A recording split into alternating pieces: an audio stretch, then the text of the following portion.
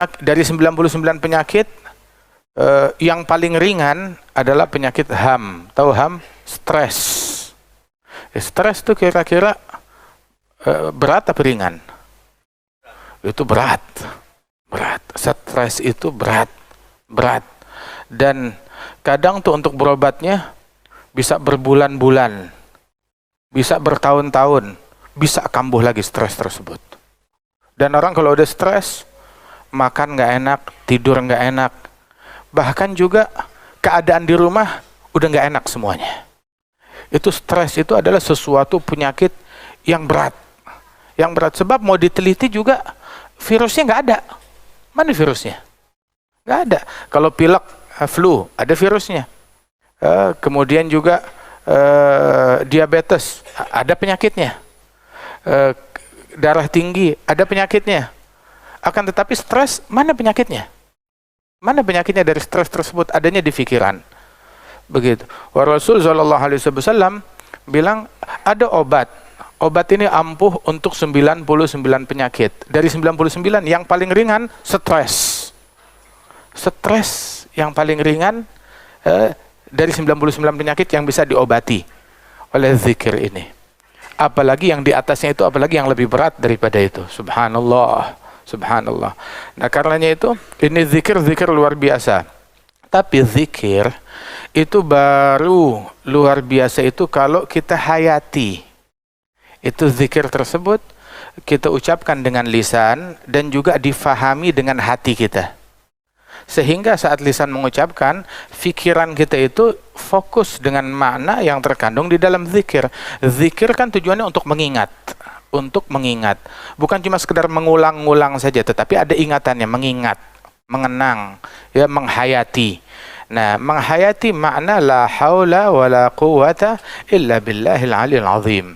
La haul, al-haul dengan makna al-quwah. La quwah, yakni bermakna la qudrah.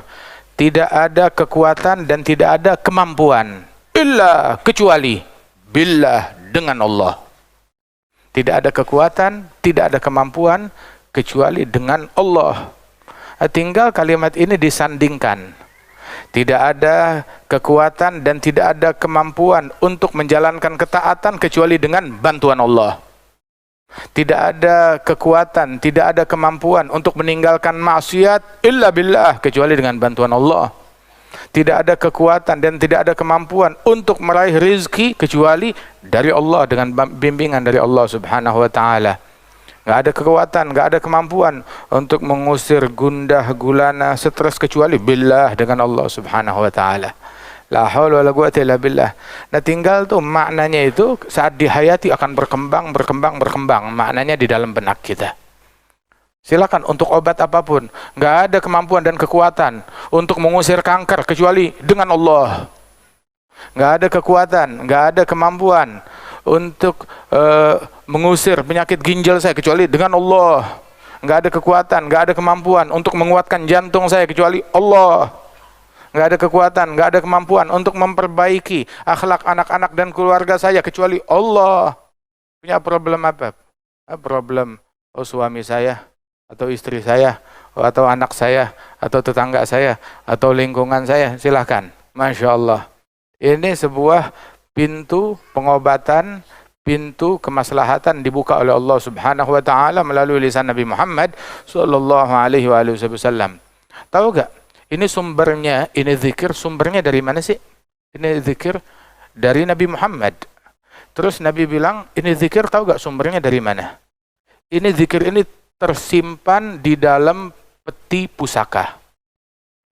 Sehingga di dalam hadis disebutkan la haula wala quwwata illa billah kanzun min kunuzil jannah atau kanzun min kunuzil bir. Kalimat la haula wala quwwata illa billah adalah harta karun dari harta-harta yang terpendam, tersembunyi di dalam surga. Jadi disembunyikan di situ.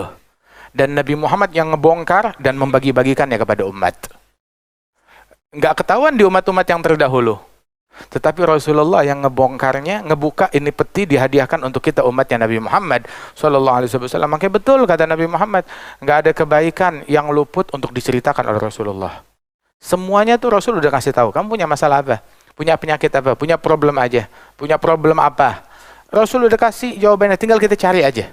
Tinggal kita rajin mencarinya, mengkajinya. Dan ini zikir la haula wala quwata illa billahil aliyil azim. Dan ini berpengaruh. Yaqulu Syekhana Al-Habib Umar bin Muhammad bin Salim Al-Hafidh, orang tatkala dia punya stres, punya beban pikiran, paling tidak dia baca kalimat ini. Dia baca kalimat ini dengan dia hayati, la haula wala quwata illa billah. Tambahkan al-ali al-azim. Al-ali yang maha tinggi, al-azim yang maha agung. La haula wala quwata illa billahil aliyil azim. Dan dia membacanya itu jangan kurang dari 40 kali. Baca 40 kali minimal dengan dia hayati. Mesti insyaallah dengan izin Allah beban pikirannya hilang, stresnya hilang. Stres itu apa sih sumbernya? Stres itu ketika terjadi perkara yang nggak bisa dia kontrol, begitu akal dia nggak mampu menerimanya. Tapi kalimat ini membuat hati dia legowo. Saya nggak punya kekuatan, saya nggak punya kemampuan untuk menghadapi apapun kecuali Allah Subhanahu wa Ta'ala. Kalimat ini membuka pintu ridha, pasrah, berserah kepada apa yang diatur oleh Allah Subhanahu wa Ta'ala. Enggak ada kekuatan, enggak ada kemampuan kecuali pasrah kepada Allah Ta'ala. Wa may yatawakkal 'ala Allah fahuwa hasbuh. Yang bertawakal kepada Allah, maka Allah yang handle urusannya. Allah yang bantu perkaranya dia. La haula wala quwwata illa billahil aliyil azim. Nah, ini ucapan. Nih kita di sini problem. Semuanya punya beban pikiran, semua juga punya stres. Ada yang difikirin. Selama orang masih punya akal, maka berarti ada yang difikirin. Ada yang difikirin. Cuma pikiran orang macam-macam. Ada yang mikirin stres sumpek untuk 1 harinya dia, untuk hari besok. Ada yang sumpek untuk 2 harinya. Ada yang sumpek untuk seminggunya. Ada yang sumpek untuk sebulan ke depan. Ada yang sumpek untuk setahun ke depan. Begitu. Yaqul al-Imam Abdullah Al-Haddad dalam syair hikmahnya, fi mal fikru fi amrin madha walladhi ya'ti wa sallim lil qada la yadhiq sadruk wa in dagal fadha. Kenapa kamu kok stres mikirin perkara yang telah lalu? Perkara yang udah kemarin, yang udah lalu, kenapa dipikirin? Kenapa disumpekin? Sudah lewat, sudah berlalu. Dari musibah yang udah berlalu, ya sudah. Yang dipikir, oh kematian, kehilangan, sudah berlalu. Jangan kamu menjadi gundah, gulana, stres, mikirin perkara yang telah lalu. Apalagi yang akan datang.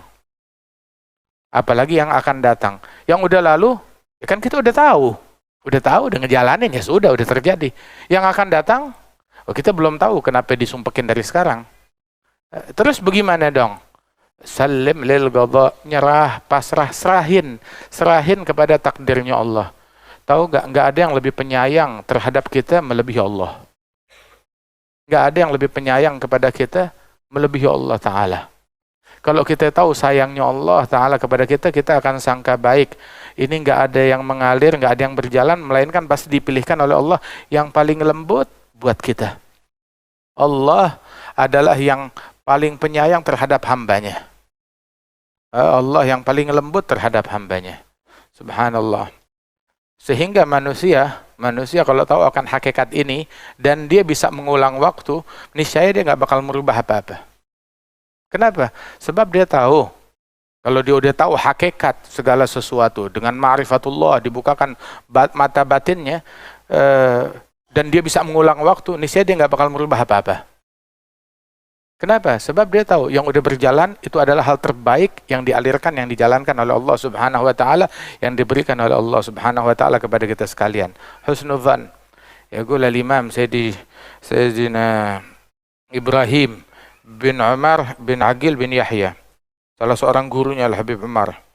Beliau bilang, "Idza azmatun nazalat qibali wa dhiqtu wa daqat biha hiyali tadhakkartu qaula al-imam Ali raditu bima qasama Allah li wa fawwadtu amri ila khaliqi fama atama fayuhattam qada wa jaa tabashir fayadhu ridha kama ahsana Allah fi ma madha kadzalika yuhsinu fi ma bagi." Itu katanya beliau dalam syair. Syair ini adalah perluasan dari syairnya Imam Ali bin Abi Thalib. Imam Ali bin Abi Thalib mengucapkan syair dalam 2 bait. Nah itu diluaskan lagi oleh beliau, ditambahkan tuh 2 bait lagi. Beliau bilang, katanya, kalau saya lagi stres, lagi sumpek, eh, dilanda musibah, bencana yang bertubi-tubi, yang bikin batin saya merintih, maka langsung saya teringat dengan ucapannya Imam Ali bin Abi Thalib. Apa ucapan Imam Ali bin Abi Thalib? Ada dua hal, dua bait syair. Beliau bilang, raditu bima qasamallahu li wa fawwadtu amri ila khaliqi. Aku ridha dengan apa yang dibagi oleh Allah untukku, dan aku menyerahkan segala perkaraku kepada penciptaku. Serahin perkara kita kepada sang pencipta. Allah yang nyiptain. Khalas, serahin nama Allah. Allah nyiptain diri kita, Allah nyiptain kekuatan kita, Allah nyiptain kelemahan kita, Allah ciptakan ujian buat kita, Allah berikan musibah kepada kita, begitu. Kita serahin lagi, kita serahkan, ya Rabb, saya diberi musibah, ujung-ujungnya dari Engkau, kita serahin kepada Engkau. Ayo mau diapain deh. Fawwadtu amri ila khaliqi, pasrah. Fama atama, ketika saya ulang-ulang ini bait syair, enggak berlalu sore hari melainkan takdirnya dari Allah Subhanahu wa Ta'ala tetap berjalan, tapi datang bisyarah, pasti ada kabar gembira yang membuat hati saya itu menjadi adem dan sejuk. Dan saya teringat juga ucapan Imam Ali bin Abi Thalib, saya ridha dengan ucapan Allah kepadaku dan aku serahkan perkaraku kepada sang penciptaku, sebagaimana kama ahsanallahu fima madha, sebagaimana yang dulu-dulu udah dibagusin sama Allah mulus, yang akan datang ya insyaallah juga. Ini kita sekarang sampai ke titik ini. Sampai ke titik ini. Ini yang hadir sini beragam. Dari yang usianya belasan, ya mungkin juga ada yang di bawah itu, sampai yang udah puluhan, ada yang kepala 5, kepala 6, kepala 7. Subhanallah. Ini kita sampai ke titik ini, berarti kalau umur kita 60 tahun, 70 tahun, itu semuanya udah dihandle, dibagusin oleh Allah Ta'ala sampai kita, alhamdulillah, kita baik-baik aja sekarang. Umur saya 50, 60 tahun, alhamdulillah baik-baik aja, saya melalui 50 tahun dengan baik. Dengan baik. Alhamdulillah sampai titik ini, saya bisa sholat di masjid. Sampai titik ini, saya bisa sholat jamaah. Sampai titik ini, alhamdulillah, semua baik-baik saja. Musibah ada, yang sakit, yang meninggal, yang kehilangan, yang sedih, macam-macam. Yang datang, yang pergi, yang diberi, yang hilang, semuanya ada. Tapi saya, alhamdulillah, dibikin sama Allah Ta'ala melalui itu semua, dalam keadaan ya alhamdulillah, baik-baik saja. Baik-baik saja. Dengan segala ujiannya yang berat pada waktunya, tapi begitu sampai titik ini, alhamdulillah. Nah, sebagaimana yang lalu-lalu dimulusin oleh Allah Ta'ala, yang akan datang juga ya dimulusin sama Allah Ta'ala. Yang tersisa berapa sih dari waktu kita? Yang tersisa berapa dari waktu kita? Insya Allah dibagusin. Yang penting kita sangka baik kepada Allah Ta'ala. Obatnya zikir. Itu disebutkan bahwasanya kalau kita berhadapan dengan musuh, fasbutu, bersikap sabat dan teguh. Wadhkurullaha katsira, banyak zikir kepada Allah Ta'ala, la'allakum tuflihun, agar kita berjaya, agar kita menang. Banyak zikir kepada Allah Ta'ala.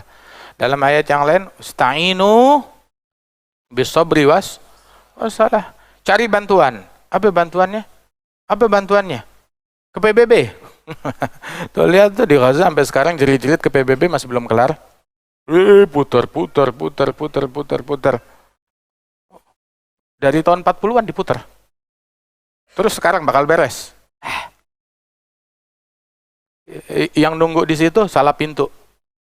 Tapi pintunya itu bukan nunggu di situ, bukan nunggu di jalanan.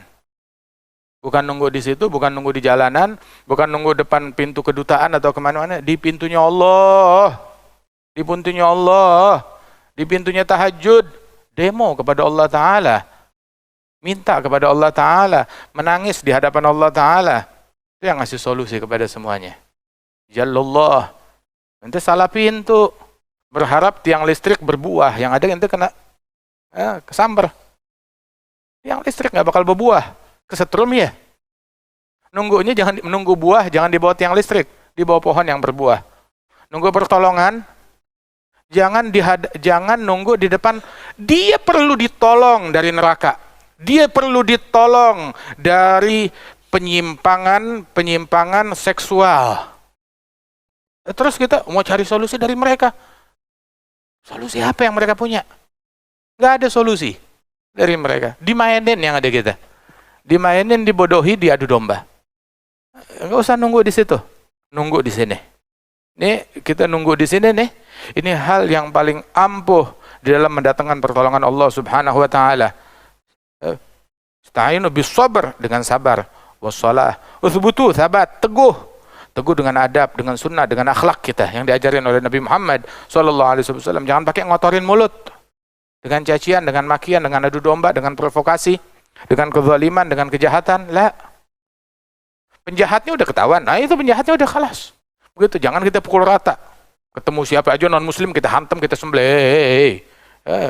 Enggak begitu. Enggak begitu. Ada tuh fil Bukhari. Itu salah seorang nabi minal anbiya, di bawah pohon lagi duduk, toto digigit semut. Marah dia. Itu satu kampung semut, sarang semut sebesar-besar itu dibakar. Terus Allah Ta'ala bilang, ya Nabi, halla namlah wahidah.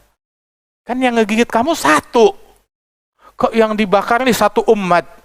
Berapa juta semut di dalam kampung semut tersebut, di sarang semut yang besar. Berapa banyak? Namlah wahidah, satu. Kenapa semuanya dibakar? Generalisir, mengeneralisir segala sesuatu, itu membuktikan akal nggak beres. Akal nggak beres. Pelakunya satu, kenapa dipukul rata semuanya? Kemudian juga sabat dengan adab, dengan sunnah, dengan akhlak, dengan rahmat. Wadhkurullaha katsira, idza laqitum fi'atan fathbutu, wadhkurullaha katsira la'allakum tuflihun. Banyak zikir kepada Allah agar kalian menang. Banyakin zikir biar menang. Banyakin zikir. Tapi sekarang kita dibilang jangan banyak zikir, bid'ah, syirik. Bagaimana mau ditolong? Allah Ta'ala bilang banyakin zikir. Bilang jangan banyak zikir, ntar bid'ah, ntar syirik. Itu namanya overdosis. Nggak ada zikir overdosis. Nggak ada zikir overdosis. Ente makan lemak nggak bilang overdosis, makan gula nggak bilang overdosis, nonton TV nggak bilang overdosis, anak kita pegangin handphone nggak bilang overdosis. Giliran zikir, overdosis, kelebihan. Ini orang kayak begini perlu berobat. Perlu berobat, perlu diobatin pemikirannya. Salah ustadz, salah guru itu orang kayak begitu. Uzkurullah katsira, banyakin zikir kepada Allah Subhanahu wa taala. Banyakkan zikir kepada Allah Subhanahu wa taala. Nabi waktu malam perang Badar, beliau ngapain? Sibuk memprovokasi umat? Enggak. Sibuk menjerit kepada Allah Ta'ala, ya Hayyu ya Qayyum, ya Hayyu ya Qayyum, ya Hayyu ya Qayyum, sampai sorbannya jatuh. Sallallahu alaihi wasallam. Dari malam sampai pagi. Begitu di saungnya beliau tuh yang dipasang di tendanya beliau yang dipasang di Badar. Begitu. Sebentar-bentar balik ke saung, doa lagi. Ini lagi perang, sebentar-bentar balik lagi saung, doa lagi. Ya Hayyu ya Qayyum. Tapi berkat itu Allah Ta'ala berikan pertolongan kepada umat. Enggak salah pintu. Ikhtiar dijalanin, ikhtiar dengan jihad yang beliau laksanakan. Tetapi juga doa itu adalah ikhtiar yang paling ampuh. Zikir ikhtiar yang paling ampuh. Adab ikhtiar yang paling ampuh. Teguh dengan sunnahnya Nabi Muhammad dan ajarannya Nabi, itu ikhtiar yang paling ampuh. Hakadha. Nah, itu di antara bentuk ikhtiar, la haula wala quwwata illa billahil aliyyil azim. Ada hal yang enggak enak, ada hal yang buruk, ada problem, baca kalimat ini, dan tolong ketika kita membacanya hayati, fikirkan, renungan makna dan hakikat yang terkandung di dalamnya. Kemudian juga di dalam hadis yang diriwayatkan oleh Imam Bukhari dan Muslim, yassiru wa la tu'assiru, basyiru wa la tunaffiru. Ada hadis sahih fi sahihain fil Bukhari dan Muslim. Itu yassiru, permudah, wa la tu'assiru, jangan dipersulit. Ini Nabi yang ngajarin. Basyiru, beri kabar gembira yang menyenangkan. Wala tunaffiru, dalam dakwah tuh jangan berikan berita yang membuat orang jadi kabur, jadi mental. Membuat orang jadi bawakan suatu nasihat yang membuat orang tertarik, membuat orang jadi cinta kepada Allah. Jadi pengen dekat kepada Allah, pengen dekat kepada Rasulullah SAW. Bikin Allah dicintai oleh hambanya. Jangan kita ketemu orang kayak ente, digoreng sama Allah, dibakar loh. Bagaimana kira-kira orang kayak begitu? Ada satu orang fil Bukhari juga. Dia udah ngebunuh 99 nyawa. Nanya siapa, datang terlintas di benaknya, saya mau taubat. Siapa ustadz paling alim? Ada ustadz, sono. Dia viral, populer. Datang. Dikiranya nih ustadz nih, yang benar tuh yang paling populer, yang paling viral. Datang ke ustadz, ustadz, saya udah bunuh 99 nyawa. Kalau saya mau taubat, masih bisa gak? Enak aja lu di neraka. 99 nyawa ente mati terus ente mau taubat. Percuma ente di neraka, di neraka. Oh gitu. Ya udah dia lengkapin 100, ustadznya dibunuh. Beneran ini fil Bukhari. Ada fil Bukhari al hadis. Dibunuh ustadznya. Gara-gara apa namanya? Tidak bijak. Tidak bijaksana. Mestinya kan ustadz tuh mengevakuasi ulama, dai mengevakuasi orang dari maksiat, dievakuasi kepada ketaatan. Dievakuasi dari jauh menjadi dekat. Tenggelam dalam laknat dan murka Allah, dievakuasi dari murkanya Allah Ta'ala menuju rahmat dan kasih sayangnya Allah. Itu kan tugasnya. Tadinya terputus, dievakuasi dari keterputusan tersebut, disambung. Begitu tugasnya. Bukankah itu tugasnya Nabi Muhammad? Kuntum ala syafa hufratim minan nar fa'anggadhakum minha. Itu di Al-Quran Allah Ta'ala bilang, dahulu kalian di tepi jurang api neraka, di tepi jurang, hampir kalian terjatuh ke situ. Maka Allah Ta'ala selamatkan kalian dari tepi jurang neraka tersebut dengan siapa? Dengan Nabi Muhammad Sallallahu Alaihi Wasallam. Diselamatin. Makanya da'i ilallah adalah mengevakuasi, nyelamatin. Bukan orang udah di tepi jurang dijurakin. Udah di tepi jurang dijurakin. Nah ini bukan da'i ilallah, itu da'i ilan nar. Ngajak orang ke neraka. Orang udah di tepi jurang, dijurakin. Tapi da'i ilallah, orang udah di tepi jurang, dikeluarin, diselamatkan. Hakadha misinya Rasulullah sallallahu alaihi wasallam. Permudah, memberikan kemudahan kepada masyarakat. Ad-dinu yusrun. Agama ini mudah. Wala yushad ahadun hadha din illa ghalabah. Agama ini mudah, maka permudah, jangan dipersulit. Gak ada yang sulit. Kita sholat 5 waktu, sholat 5 waktu, dikasih waktu 24 jam, 1 jam 60 menit. Dikasih 24 jam. Dari 24 jam, Allah nggak minta 10 jam, atau setengahnya. Minta 12 jam. Kan saya yang ciptain. Saya minta 12 jam. Benernya Allah Ta'ala minta 24-24-nya buat saya. Terus kita kan juga selalu berikrar tiap sholat. Inna sholati wa nusuki wa mahyaya wa mamati lillah. Sholatku, ibadatku, hidupku, matiku milik Allah, untuk Allah Rabbil Alamin. Tapi Allah Ta'ala, saya nggak minta semua. Juga setengahnya juga enggak. Saya minta sholat 5 waktu. 5 waktu.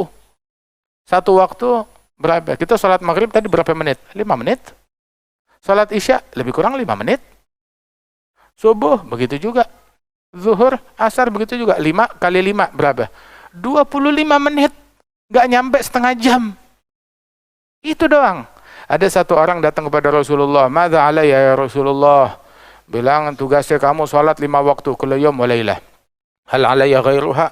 Ada lagi yang lain enggak? Enggak, illa an tatawwa'a, kecuali kalau kamu mau tambah dengan yang sunnah. Terus apa lagi? Zakat. Zakat juga sedikit. Berapa persen? 2,5%. 2,5% zakat. Ya. Ini kita lagi ngomong simpel. 2,5% zakat. Terus apa lagi? Haji. Yang wajib bagi yang mampu. Enggak mampu, enggak wajib. Enggak mampu, enggak wajib. Oh, saya enggak mampu, itu udah enggak wajib. Selesai. Udah. Situasi lagi perang, banyak tukang todong di tengah jalan. Dulu kan banyak penyamun, begitu. Sekarang, dulu banyak penyamun, pembegal di tengah jalan. Oh, saya takut dirampok, begitu. Kalau sekarang bagaimana? Masih ada perampok nggak kalau kita mau pergi haji? Ente jawab sendiri itu tuh. Sekarang berdasi perampoknya.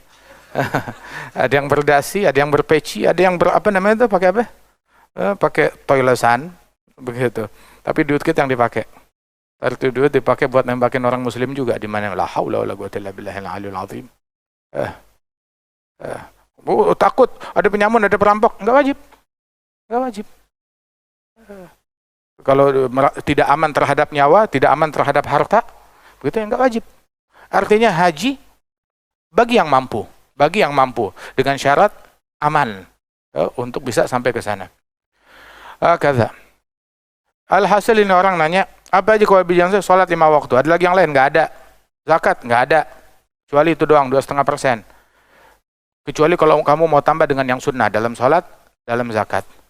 Terus sampai itu orang, ya Rasulullah, wallahi, demi Allah, la azidu ala dhalik wala anggus. Saya nggak mau tambahin, saya nggak mau kurangin. Pelit gak tuh orang? Tapi Nabi nggak komentar begitu. Nabi bilang kepada sahabat-sahabatnya, aflahar rajul in sadag. Kalau dia sungguh-sungguh dengan kalimatnya, demi Allah, dia menang, dia beruntung.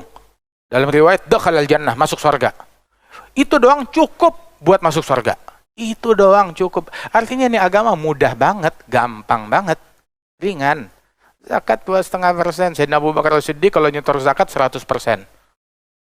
Nah, yang wajib cuma 2,5%. Bilang, al-abdu wa ma malak li sayyidih. Budak dan harta milik budak adalah milik majikan. Saya budaknya Allah. Saya dan harta saya milik Allah. Dia kalau zakat semuanya dikeluarin. Sayyidina Abu Bakar As-Siddiq radhiyallahu anhu ardhah. Hakadha. Permudah. Nabi bilang permudah. Wala tu'asiru, jangan nyusahin orang. Jangan nyusahin orang. Dipersulit, minta macam-macam. Yang diminta zakat tuh, zakat cuma 6 jenis harta. 6 jenis harta. Ini piara kodok masih dimintain zakat juga. Bagaimana ceritanya piara kodok dimintain zakat? Piara kelinci dimintain zakat. Zakat tuh ada hewan ternak. Hewan ternak cuma 3 macam. Kambing, unta, sama kerbau atau sapi. Itu doang. Cuma itu aja. Jenis kambing, jenis unta, jenis sapi. Ayam nggak ada zakatnya. Nggak ada zakat ayam. Nggak ada zakat ayam. Loh, tapi dia bisnis, punya perusahaan penyembelihan. Nah, jangan mengada-adakan sesuatu yang nggak ada. Yang ada, jalanin. Nanti tuh zakat ayam bagaimana? Nggak ada zakat ayam. Nanti masuknya itu zakatnya tijarah. Zakat tijarah. Zakat bisnis. Larinya ntar ke situ. Itu zakat ke bisnis. Subhanallah. Kemudian lagi udang. Saya bisnis udang. Udang ada zakatnya nggak? Nggak ada. Saya piara bandeng. Saya punya tambak. Nggak ada zakatnya. Tapi ini bisnisnya Masya Allah triliunan. Itu nanti urusannya itu zakat tijarah. Zakat tijarah. Dan itu ada persyaratannya sendiri. Mudah. Allah maha kaya ya, dan nggak maruk sama duitnya kita. Ya, kita ngomong apa adanya. Nggak maruk sama duitnya kita. Allah maha kaya. Allah nggak butuh, nggak perlu sama duitnya kita, sama hartanya kita. Wala sama sholatnya kita, wala sama puasanya. Cuma kita yang perlu untuk ibadat, untuk taat, dan meninggalkan kemaksiatan. Ala kulli hal, permudah, jangan dipersulit. Tapi juga maknanya mempermudah bukan memudahkan, jangan sampai mempermudah, jangan dipersulit. Terus larinya entar menghalalkan yang haram. Nah, ini keliru. Kan Allah Ta'ala bilang permudah, jangan dipersulit. Jadi yang haram nih kita halalkan. Itu tidak benar. Itu batil. Tidak dibenarkan. Permudah, jangan dipersulit. Dari sesuatu yang halal tanpa nyerempet-nyerempet yang haram. Itu Nabi Muhammad tidaklah disodorkan pilihan antara 2 perkara, melainkan ikhtara aisarahuma. Nabi memilih yang paling mudah buat umat. Ketika diberikan 2 pilihan, Nabi pilih yang paling mudah bagi umat. Yang dipikirin nih kita. Yang dipikirin kita. Tahu gak? Nabi sampai ninggalin sholat tarawih berjamaah bersama umat. Keluar di hari pertama sholat tarawih, masjid penuh. Hari kedua masjid membeludak. Malam ketiga tarawih, Masya Allah orang sampai keluar-luar. Malam keempat, Nabi nggak keluar. Orang nungguin. Begitu subuh, Nabi keluar habis sholat subuh. La yakhfa'ani ijtima'ukum. Saya tahu kalian ngumpul dari semalam, nungguin saya keluar, tapi saya nggak keluar. Kenapa? Antum sholluha. Kalian sholat. Saya sengaja nggak keluar, sengaja melihat antusiasme kalian. Saya takut itu sholat diwajibkan oleh Allah Ta'ala. Ini udah cukup 5 waktu aja. Kalau diwajibkan, waduh berabe kita. Iya kan? Pusing kan kalau diwajibkan. Yang 5 waktu aja udah setengah mati. Setengah mati. Di sini coba, yang bangunin anak sampai setengah mati ada gak? Jangan anak bangunin bapaknya aja setengah mati. Bangunin bapaknya setengah mati, bangunin emaknya setengah mati, bangunin anak setengah mati. Kadang kalau udah hari libur, sampai sholat libur. Sampai sholat libur. Subhanallah. Kan zuhur di jama' sama asar kalau ada uzur, kalau musafir. Maghrib di jama' sama isya. Subuh di jama' sama duha itu ceritanya dari mana? Bagaimana subuh di jama' sama duha? Gimana ceritanya tuh? Nggak masuk logika kita. Kadang tuh kalau udah terbit matahari, hari libur, serumah, bapaknya masih tidur, suami tidur, istri tidur, anak tidur, sampai yang jaga rumah tidur, sampai kucing piaraan tidur juga, sudah semua. La haula wala quwwata illa billahil aliyil azim. Permudah jangan dipersulit, tetapi tanpa nyerempet yang dilarang. Adapun yang halal udah jelas, yang haram udah jelas. Jangan menghalalkan yang haram. Dan sesuatu yang halal jangan diharamkan. Sesuatu yang halal jangan diharamkan. Sesuatu yang haram nggak boleh kita halalkan. Yang halal ya halal, yang haram ya haram. Begitu. Yasiru wala tu'asiru. Permudah jangan dipersulit. Basyiru, kasih kabar gembira. Yang membuat orang tuh jadi dekat, jadi suka, jadi cinta, jadi senang sama Islam. Wala tunafiru, jangan bikin orang menjadi antipati kepada Islam. Jangan bikin orang menjadi antipati kepada Islam. Gara-gara ulah kita dan kelakuan kita yang nggak beres. Itu beberapa teman-teman kita, murid-muridnya Al-Habib Umar bin Muhammad bin Salim bin Hafidh. Satu kali kita ini ada istimewa dakwah, perkumpulan dakwah. Masya Allah, masing-masing menyebutkan tentang prestasi dia. Alhamdulillah masuk Islam di tangan saya sekian, saya wilayah dakwah saya masuk ke daerah, ke pelosok, kemana semuanya. Subhanallah.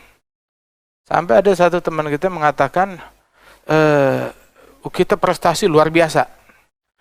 Selama ini kita menghitung berapa banyak orang yang tertarik kepada dakwah dengan berkat kita. Tapi kita lupa untuk menghitung berapa orang yang mental dari Islam, berapa banyak orang yang mental dari dakwah gara-gara kelakuan kita. Berapa banyak. Tertarik sama Islam, yang bikin dia nggak tertarik ngelihat orang-orang individu yang nyeleneh, yang aneh-aneh kelakuannya, yang aneh-aneh sifatnya, yang aneh-aneh akhlaknya. Waliyadzubillah min dzalik. Wala haula wala quwwata illa billahil azim. Ini perbuatan at-tanfir.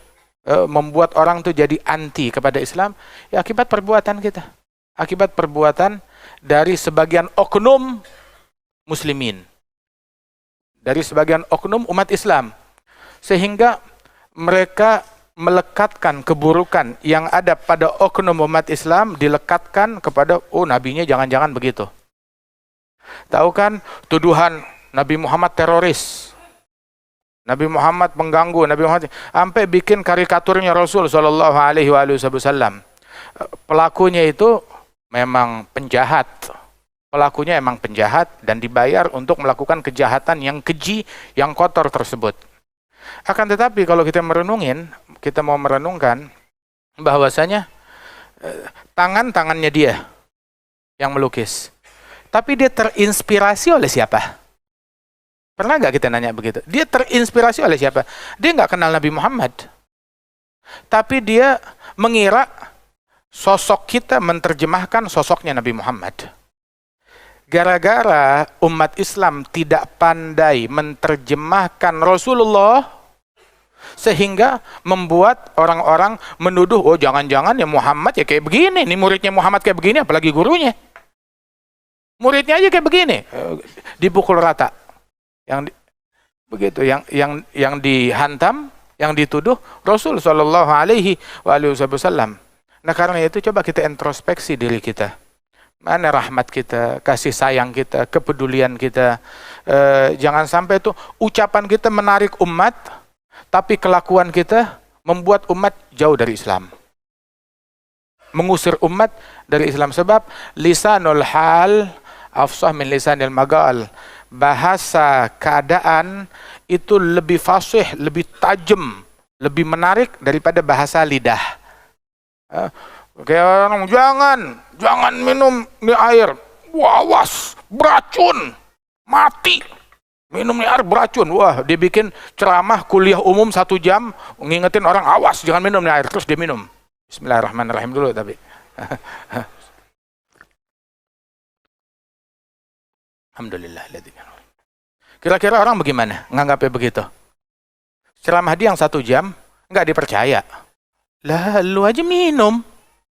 Kamu minum. Jangan-jangan di situ ada sesuatu yang enak, ente mau monopoli sendiri. Jangan-jangan begitu. Maka ucapan dia yang 1 jam dibikin hangus oleh perbuatan dia yang 5 detik. Tersebut. Makanya lisanul hal, bahasa keadaan itu lebih fasih, lebih ampuh daripada bahasa ini ucapan kita. Ucapan kita narik orang, tapi perbuatan kita mengusir orang dari Islam. Ucapan kita memuji Islam, memuji Nabi Muhammad, tapi perbuatan kita mencoreng Nabi Muhammad sallallahu alaihi wasallam. Nah, ini yang harus kita hindari.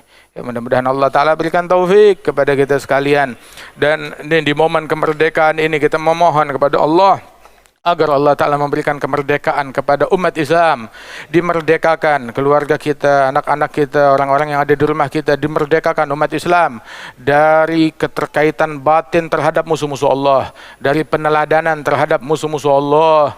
Allah Ta'ala selamatkan kita dari penjajahan moral yang digembar-gemborkan oleh mereka, dari penjajahan akidah yang disebarkan oleh mereka, dan Allah Ta'ala insya Allah memberikan kita kemerdekaan yang hakiki, yang membawa kebahagiaan dunia dan akhirat.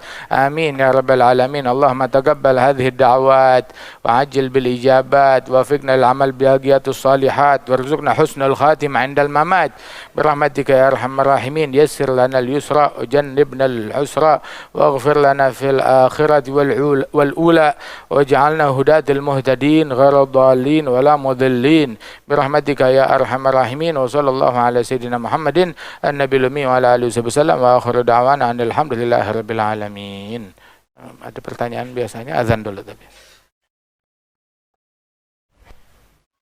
Baik, bismillahirrahmanirrahim. Habib izin bertanya. Tadi maksudnya kan Habib menjelaskan bahwa agama itu maksudnya itu dipermudah gitu maksudnya. Kan maksudnya itu agama itu maksudnya Allah memberikan pilihan untuk dipermudah, maksudnya seperti musafir atau seperti hal lainnya lah Habib.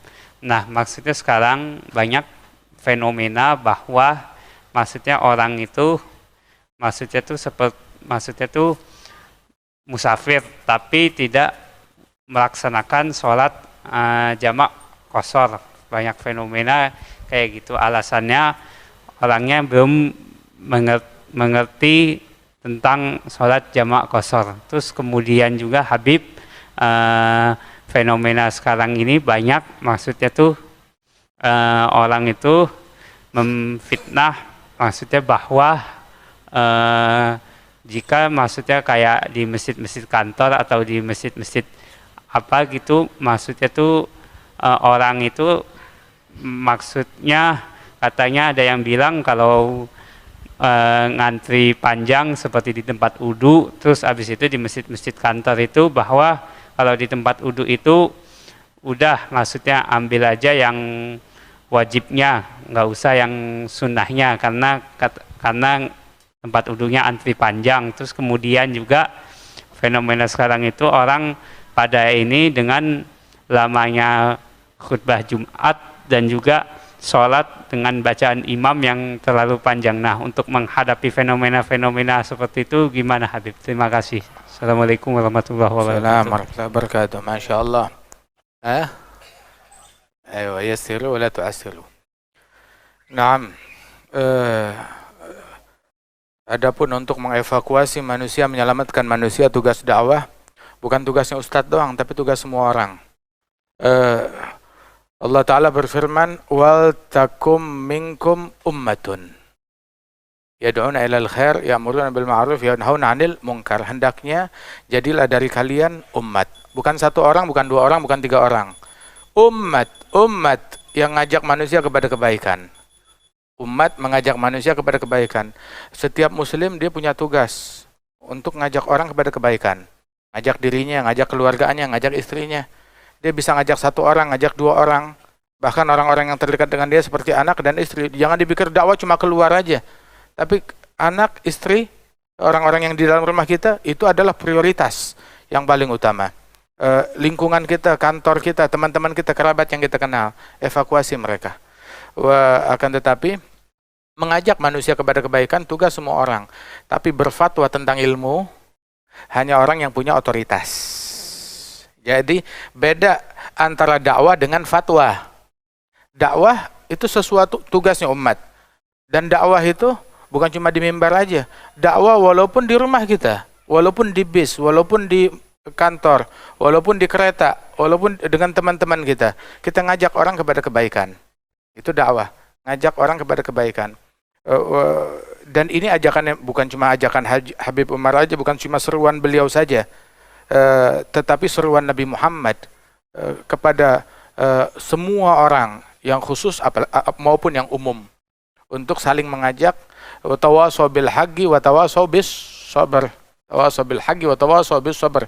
Wal 'asri innal insana lafi khusr illa alladziina aamanu wa 'amilus shalihat wa tawasau. Ini dakwah, ngajak orang kepada kebaikan, saling mewasiatkan yang dengan yang hak, ngajak orang kepada menuju kepada kesabaran. Ini tugasnya kita. Adapun fatwa, fatwa lihat-lihat, jangan sembarang. Orang yang paling gampang berfatwa adalah orang yang jangan pernah kita percaya omongannya. Orang yang paling gampang berfatwa, ambil omongan deh. Ini ringkesnya, yang paling banyak berfatwa, selalu menfatwakan ini dengan gampang, dengan enaknya. Apalagi kalau ada fatwanya itu membawa madarat kepada orang lain, seperti mencaci, memaki, mengkafirkan, membid'ahkan, ngatain orang, menghalalkan darah orang, menghalalkan harta orang lain, memberikan, memprovokasi masa. Fatwanya isinya begitu. Ini adalah orang yang paling pendusta di muka bumi. Orang kalau udah begitu, udah ngegampangin itu, adalah jangan pernah kita ambil omongan dari dia. Walaupun pakai 1000 dalil. Kalau udah begitu. Sayyidina Syafi'i bilang, ajra'ukum lil futya ajra'ukum 'alan nar. Yang paling nekat berfatwa adalah yang paling nekat masuk neraka. Dakwah ya tugas semua orang. Tapi fatwa, ente ngambil fatwa, yang bener aja ngambil fatwa dari pemain bola. Ngambil fatwa dari pedangdut, dari penyanyi. Ngambil fatwa dari apa namanya? Dari YouTuber, dari sebentar. Mau dakwah ngajak orang kepada kebaikan, silahkan. Ngajak kepada kebaikan, bukan ngajak orang saling berkelahi, saling ribut, saling suudzon, saling sangka buruk, saling caci maki.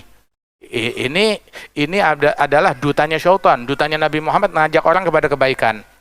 Biar kita menggunakan kecerdasan kita bisa menilai. Allah Ta'ala berikan kita akal. Akan tetapi berfatwa jangan salah orang, lihat, nanya kepada orang yang jelas, yang tahu, bukan nanyanya kepada mufti Google, mufti YouTube. Oh, saya dapat fatwa dari mana? Dari WhatsApp. Katanya di WhatsApp, itu viral di WhatsApp. Viral itu adalah nggak bisa kita percaya. Bukan berarti itu benar. Dulu Syekh Al-Masyhur bilang, kadang orang bilang galu. Orang-orang mengatakan itu galu, dhamirnya siapa? Kalau ditelusuri dhamirnya adalah syaitan. Yang berkata adalah syaitan. Orangnya nggak jelas. Oh, semua orang pada bilang. Semua siapa? Semua orang bilang. Semua siapa? Kata. Kita ngajak semua orang, itu tugas kita. Tugas setiap muslim. Tetapi berfatwa hanya orang yang punya otoritas. Kemudian juga sebisa mungkin kita jangan minta ke orang lain, dan juga bersikap mandiri dan tetap taat kepada Allah Ta'ala, mengemis di pintunya Allah Subhanahu wa Ta'ala, Dan ketika seseorang berdoa kepada Allah Subhanahu wa taala, itu adalah menantinya dia di pintunya Allah, itu adalah anugerah yang besar dari Allah Subhanahu wa taala kepada dia. La tas'alan bunayya Adam hajatan. Sebisa mungkin jangan meminta kepada orang, minta kepada Allah taala yang pintunya enggak pernah tertutup. Allah murka kalau enggak diminta. Anak Adam makin lama diminta, lama-lama sebel. Ya. Kemudian barang siapa yang buka buat dirinya itu pintu meminta kepada makhluk, dibukakan oleh Allah Ta'ala 70 pintu kefakiran, kemiskinan.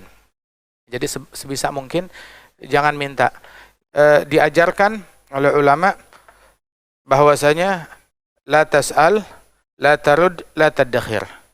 Jangan minta kepada makhluk, kalau diberi jangan menolak, kalau diberi pemberian yang baik, pemberian dari sumber yang halal yang baik, begitu jangan menolak. Apalagi kalau kita butuh kepadanya. Dan yang ketiga, jangan nimbun, berbagi. Jangan minta, jangan nolak, jangan nimbun, berbagi kepada masyarakat. Kemudian yassiru, permudah kepada orang lain. Salat 5 waktu. Buat orang yang musafir diberikan kemudahan. Yang salat 4 rakaat boleh diringkes menjadi 2 rakaat. Musafir kalau jarak safarnya itu lebih dari 80 km. Boleh yang 4 rakaat seperti zuhur, asar, dan isya, boleh menjadi 2. Terus boleh digabung, jamak takdim atau takhir. Zuhur, boleh digabung dengan asar. Di awal, di waktu zuhur, ataupun di waktu asar. Kalau di waktu zuhur namanya takdim. Di waktu asar namanya takhir. Maghrib boleh digabung dengan isya. Kalau di waktu maghrib namanya takdim. Kalau di waktu isya namanya takhir. Dimudahkan, waktu zuhur luas. Waktu isya luas. Jadi tinggal kita memilih mana yang sesuai. Jangan sampai kita ninggalin sholat. Bukan makna permudah nggak usah sembahyang. Ini keliru. Bisa dimudahkan oleh Allah Ta'ala dengan itu sholat diringkaskan. Kemudian juga boleh digabung saat dia memerlukan. Dan Allah Ta'ala suka ketika hadiah dari Allah diterima dan dipakai. Dari Allah Subhanahu wa Ta'ala. Orang yang musafir tersebut, ataupun juga orang yang sakit, ataupun orang yang berhajat. Kadang orang kalau udah kalau udah kawinan, udah semuanya dijamak, semuanya ditinggal. Masalahnya jamaknya itu bukan zuhur asar, asar maghrib.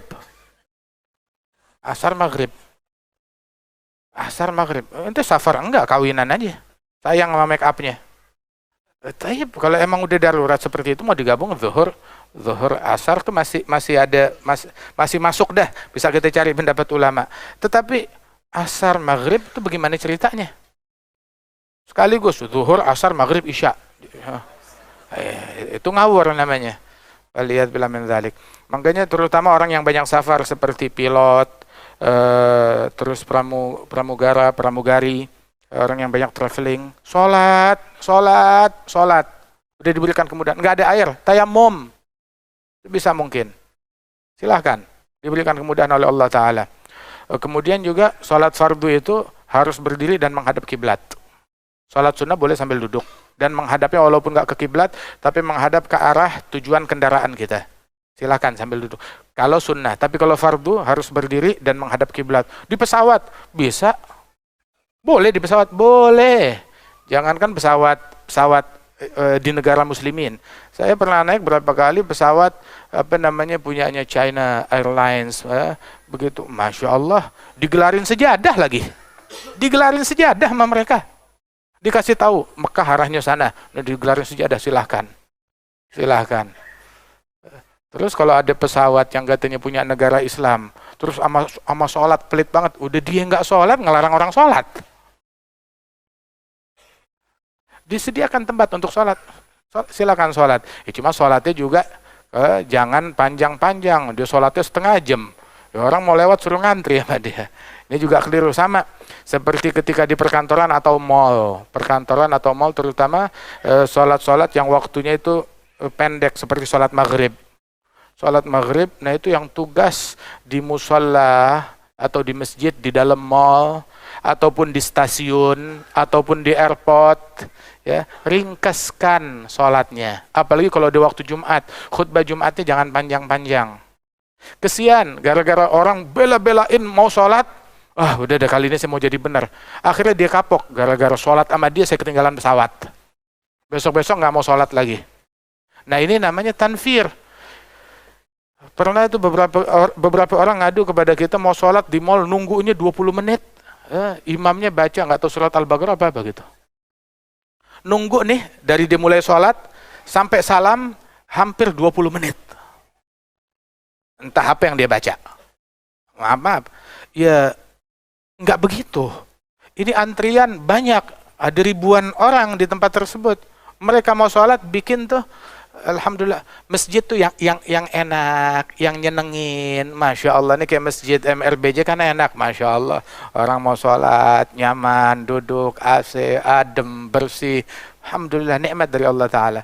Ada satu orang ngadu kepada Rasulullah, saya sengaja tuh keluar dari sholat, jadi malas sholat di kampung saya. Kenapa? Soalnya imamnya kepanjangan. Udah gitu sekalinya saya ada perlu hajat, imamnya panjang, akhirnya saya niat mufaragah, saya salam duluan, jalan. Jangan ketawa, ini boleh, ada masalah mufaragah dalam fikih itu boleh, diizinkan.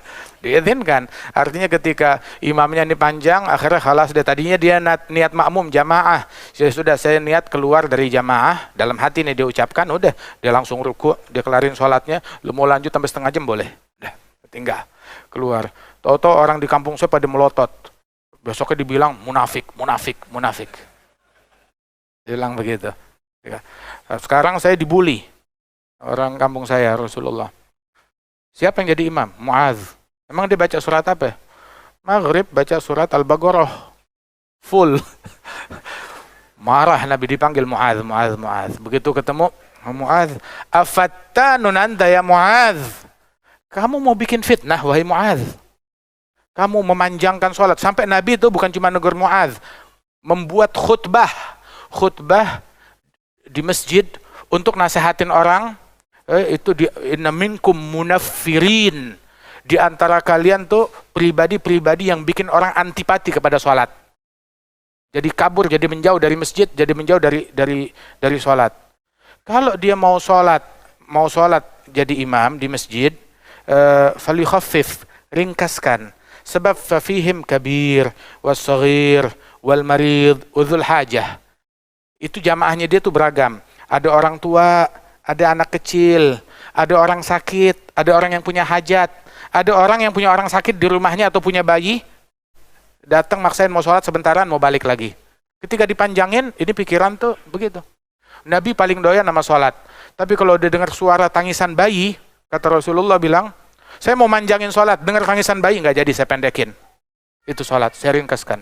Kenapa? Sebab saya kepikir, ibunya lagi sholat sama saya. Kepikiran sama bayinya. Syuf, Nabi Muhammad, pikirannya panjang. Rahmat tuh sampai sebegitu. Ya udah, dipersilahkan, disuruh mudah. Ada orang yang punya hajat, ada orang punya urusan. Karena itu, kalau mau sholat jadi rame-rame di masjid, sholat 5 waktu, ringkaskan, jangan kepanjangan. Tapi kalau dia mau sholat sendirian, qiyamul lail, tahajud, monggo hatta 2 jam, 3 jam, silahkan. Ini kagak, giliran sholat di rumah kayak burung perkutut. Giliran udah sama orang jamaah, apalagi kalau makmumnya banyak, udah panjang-panjangin. Nah, tapi juga tuduhan orang sekarang, oh imamnya manjangin, kadang nggak objektif, nggak selamanya objektif.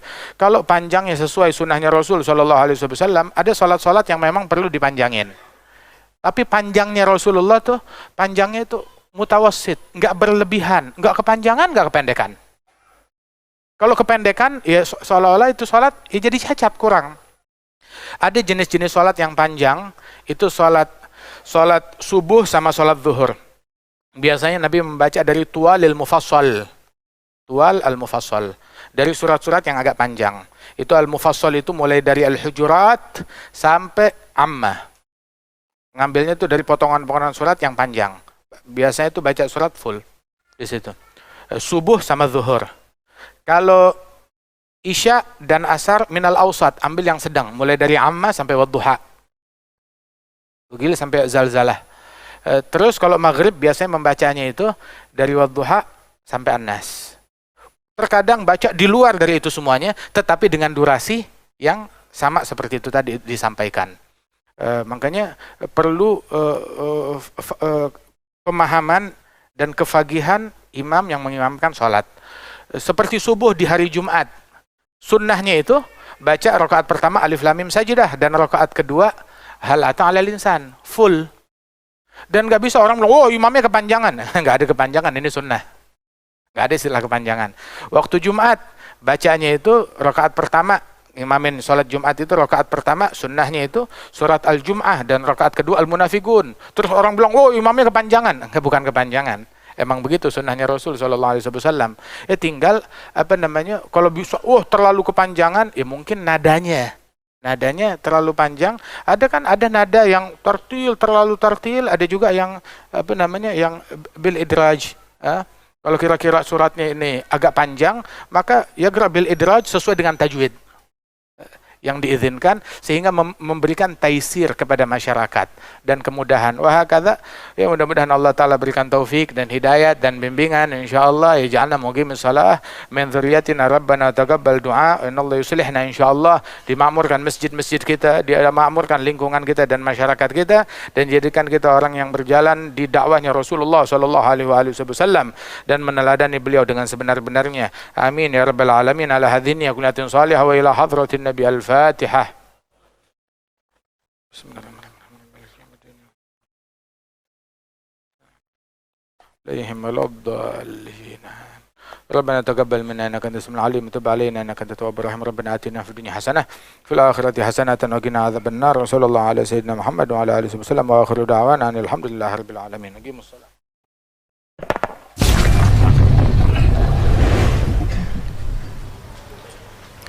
الله أكبر الله